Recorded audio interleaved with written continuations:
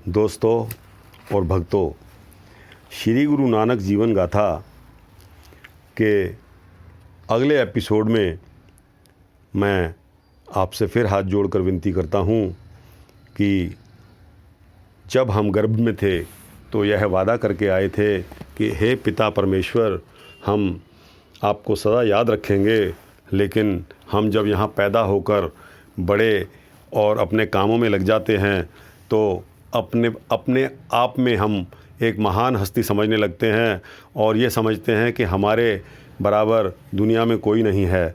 दोस्तों, जिस व्यक्ति को अहंकार, लोभ, लालच वगैरह होता है वह भक्ति में नहीं आ सकता।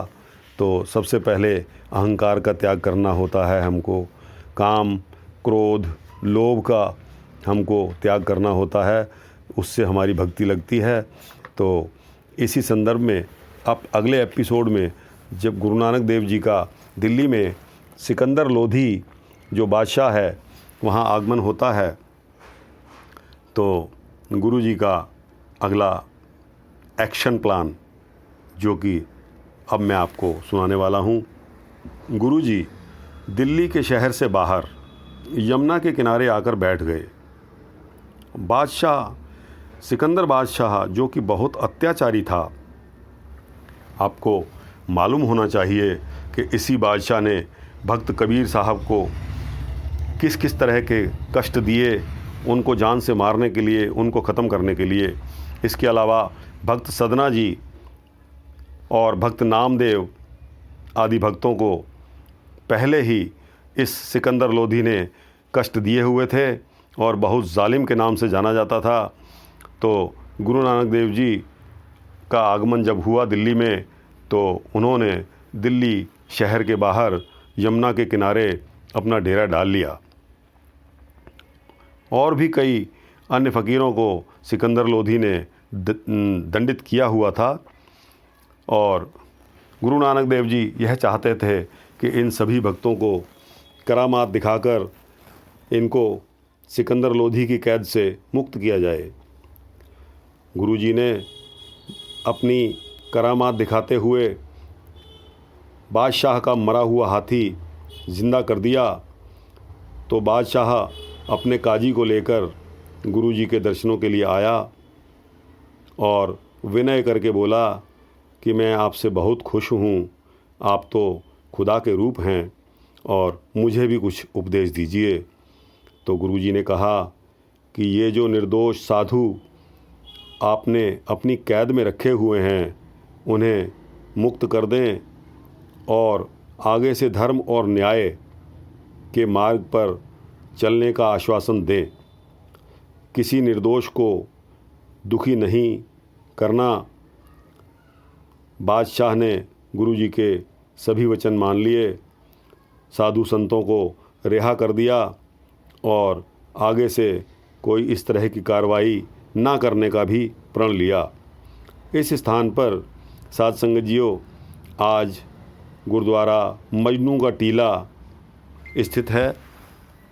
यहाँ एक मजनू नाम के साधु जो बहुत समय बैठकर उन्होंने यहाँ तप किया, उनके नाम से यह टीला मजनू के टीले के नाम से प्रसिद्ध है। तो वहाँ आज एक विशाल गुरुद्वारा सुशोभित है। तो साध संगत जियों, जब कभी आपका मौका मिले मजनू का टीला जाने का तो आप गुरुद्वारे के इस ऐतिहासिक गुरुद्वारे के दर्शन ज़रूर करिए और गुरु जी की खुशियाँ प्राप्त करिए। इसके पश्चात गुरु जी मथुरा वृंदावन की तरफ चलते हैं। तो गुरु जी ने देखा कि लोग राजे रानियाँ और कृष्ण गोपियों के सांग बनाकर रास लीला करते रहते हैं और नाचते कूदते हैं। उनके स्थिति को देखकर गुरु जी ने यह शब्द उच्चारण किया जो कि वार आसा महल्ला पहला में है और गुरु ग्रंथ साहब में अंग नंबर 465 पर निहित है। यह शब्द वाइन चेले नच्चन गुर पैर हिलाइन फेरन सिर उड उड रावा झाटे पाए वेखै लोक हसै घर जाए रोटियां कारण पूरह ताल आप पछाड़े धरती नाल गावन गोपियाँ गावन कान गावन सीता राजे राम। गुरु जी ने इन लोगों को कहा कि यह सब काम उपजाऊ क्रीड़ाएं हैं। इंसान को अपने गुरु पीरों के उपदेश धारण करने चाहिए और मर्यादा में रहना चाहिए, अपना जीवन उच्च रखना चाहिए। यह उपदेश देखकर गुरुजी गोरखमता की तरफ चल दिए, जो कि योगियों का गढ़ है, यानी कि गुरु गोरखनाथ जी का स्थान है। तो मथुरा से चलकर योगियों के प्रसिद्ध स्थान